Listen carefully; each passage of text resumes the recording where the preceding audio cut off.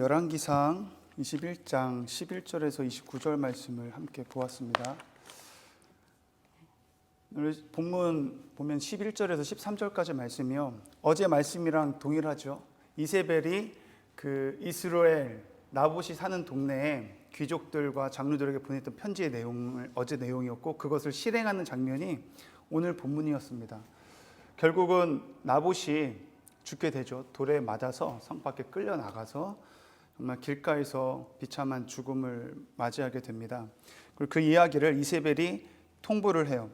이야기를 합니다. 저기 남편한테 가서 아합 왕에게, 이 15절 보니까요, 14절에 이세벨에게 통보하기를 나봇이 돌에 맞아 죽었나이다 하니, 이세벨이 나봇이 돌에 맞아 죽었다 함을 듣고 이세벨이 아합에게 이르되, 일어나 그 이스라엘 사람 나봇이 돈으로 바꾸어 주기를 싫어하던 나봇의 포도원을 차지하소서. 나봇이 살아있지 아니하고 죽었나이다.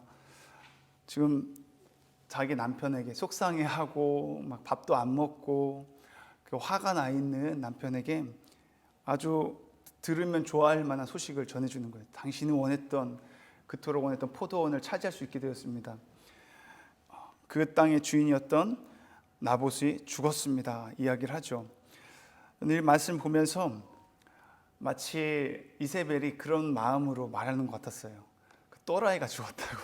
왜냐하면 포도원보다 더 좋은 것도, 더 좋은 땅도 주겠다라고 했는데 그 말 안 듣고, 돈도 더 값어치 그 값 이상의 것도 더 원하는 대로 주겠다고 하는데도 세상 사람들의 그런 생각이나 그런 가치관을 가지고 있었으면 이익이잖아요. 더 좋은 땅도 준다고 하고, 더 좋은 포도원 준다고 하고, 아니면 더 많은 돈을 준다고 하면 그 돈으로 투자를 할 수도 있고 더 좋은 땅을 살 수도 있는데, 이 또라이 같은 사람이 그렇게 했는데도 안 하니까 자기 목숨을 버리면서까지 하나도 얻지는 못하고 손해 보면서 왕 앞에 감히 이러면서 죽은 거잖아요. 근데 사실은 나봇은 하나님 말씀에 순종했던 거죠. 이 땅은 내 것이 아니라 하나님의 것이라는 것을 인정했고, 하나님의 말씀에 죽도록 순종했던 나봇을 우리가 볼 수 있습니다.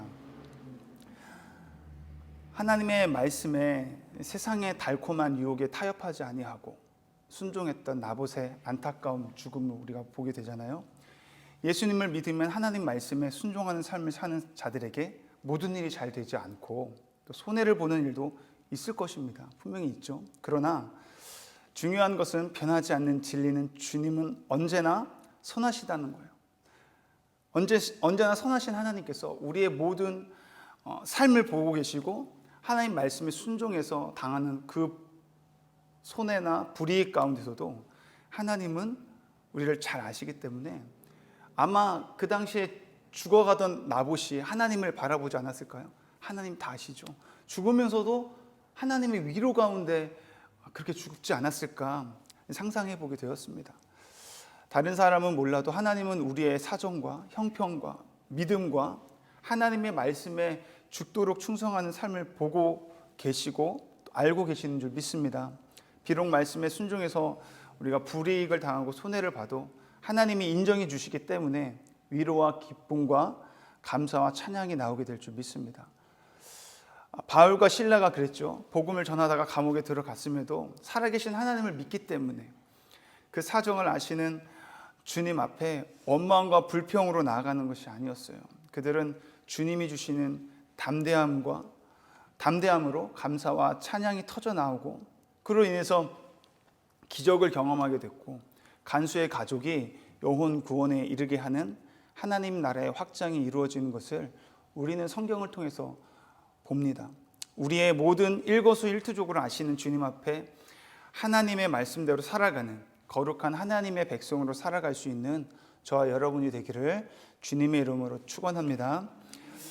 반대로 아합은 엘리야 선지자가 전하는 하나님의 재앙의 말씀을 듣고요, 오늘 엄청 놀랍니다. 어마어마한 재앙의 소식을 듣잖아요. 분명히 근데 그 재앙이 너에게 임하는 이유도 확실하게 지금 이야기해 주고 있어요. 디셉 사람 엘리야를 통해서 하나님이 말씀하시는데, 그가 왜 그 재앙을 받을 수밖에 없는지 세 가지로 볼 수 있는데요. 20절 말씀에 보니까요, 아합이 엘리야에게 이르되 내 대적자여 네가 나를 찾았느냐 대답하되 내가 찾았노라. 네가 네 자신을 팔아 여호와 보시기에 악을 행하였으므로. 그가 하나님 앞에서 악을 행했기 때문에 네가 지금 재앙을 받게 될 것이라고 이야기하고요.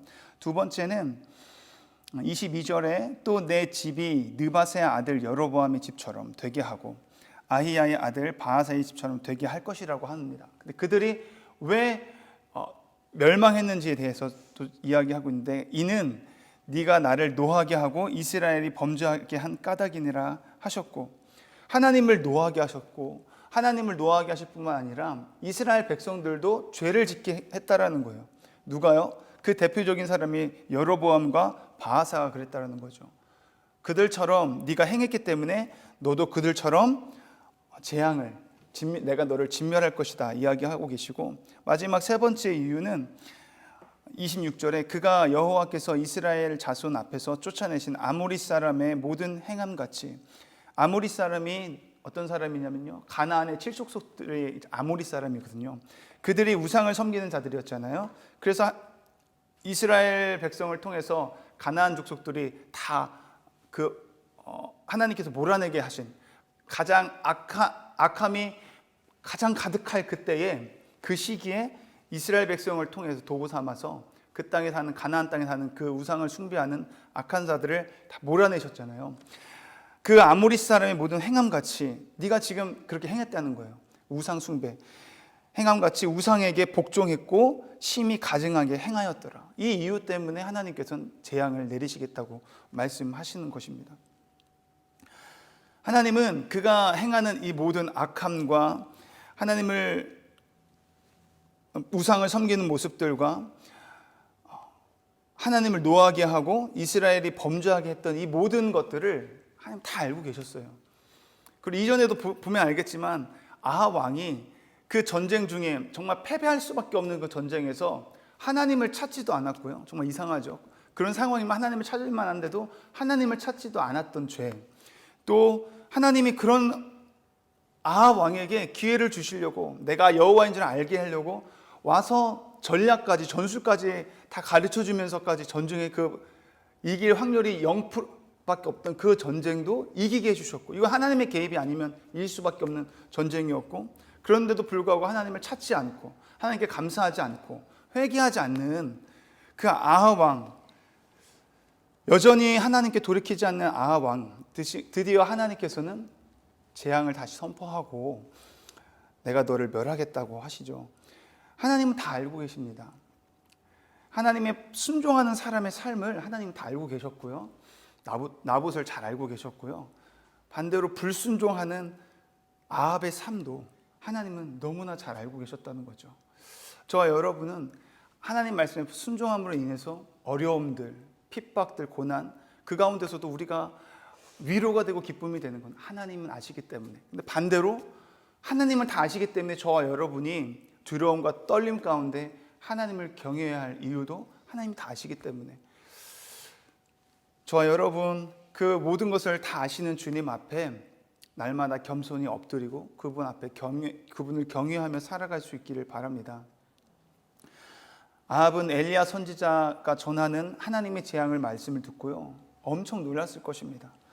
왜냐하면 하나님이 자기가 나봇의 포도원을 차지하러 내려가는 중인 것을 알고 계셨고요, 하나님이 자기의 아내 이세벨이 누명을 씌워서 나봇을 죽였던 그 사건도 알고 계셨고, 그 포도원을 지금 빼앗은 사실마저도 다 알고 계시는 것을 누가 알았어요? 아합 왕이 알았어요. 빼도 박도 못하는 걸 이제 아는 거죠.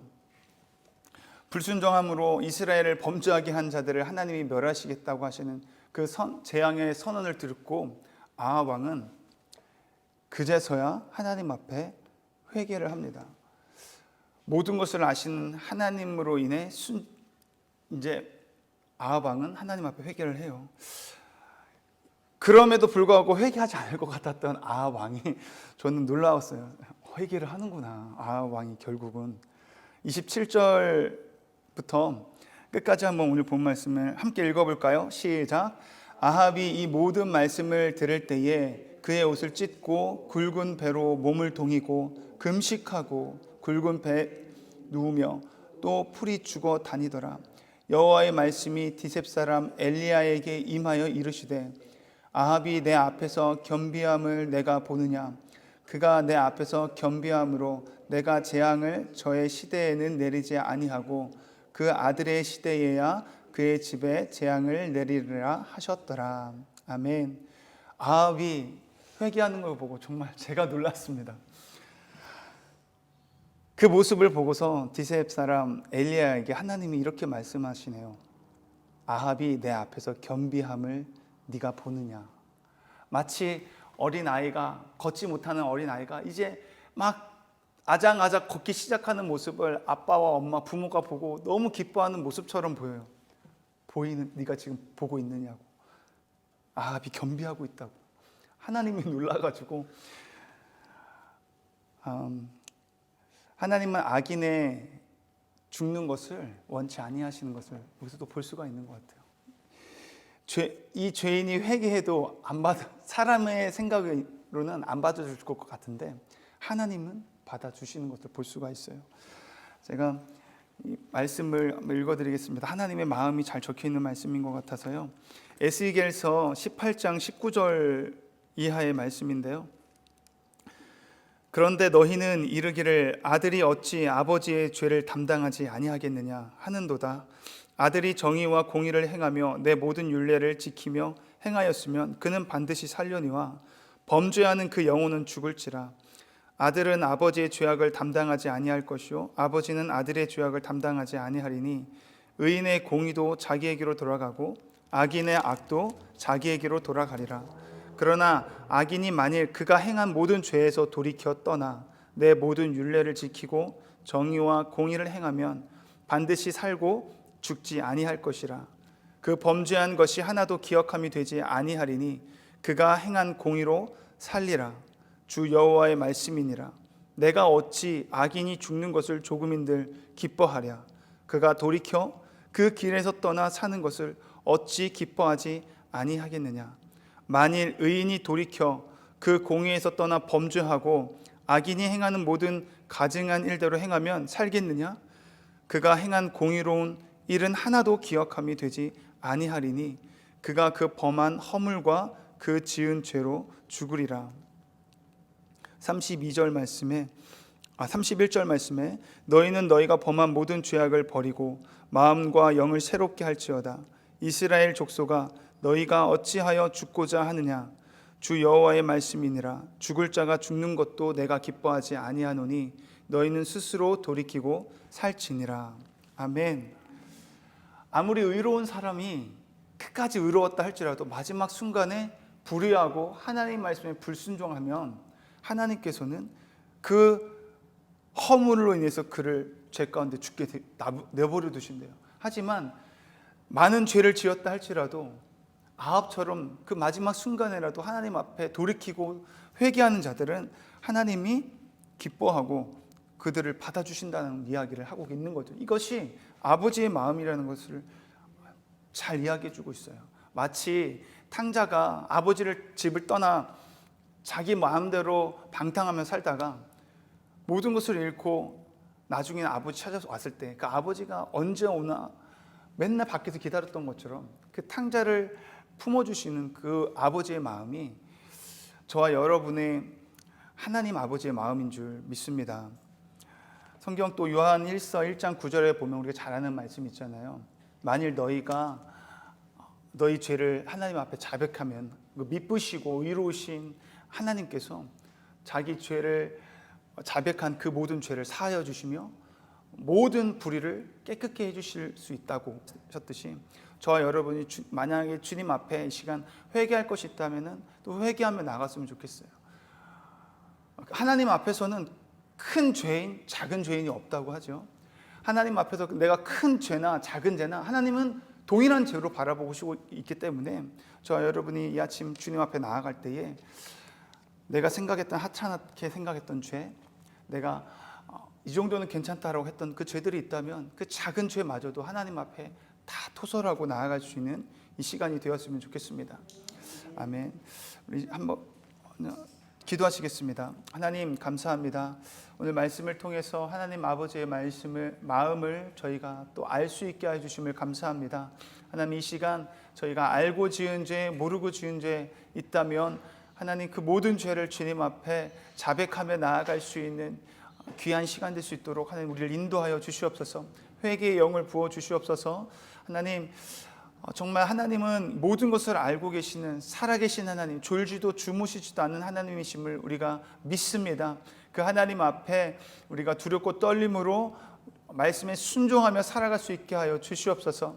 그 순종함으로 인해서 당하는 불이익이나 어떤 손해나 어떤 고난이 있다 할지라도 그 가운데서도 주님으로 인해서 주시는 참 평안과 위로를 누리며 어떠한 상황 가운데서도 하나님을 찬양하며 감사하는 일을 놓치지 않게 하여 주시옵소서. 이 모든 일들이 우리의 힘으로 가능하지 않음을 고백합니다. 성령 하나님, 이 시간 우리 가운데 찾아오셔서 우리 삶 가운데 역사하여 주시옵소서. 예수님의 이름으로 감사드리며 기도드립니다. 아멘.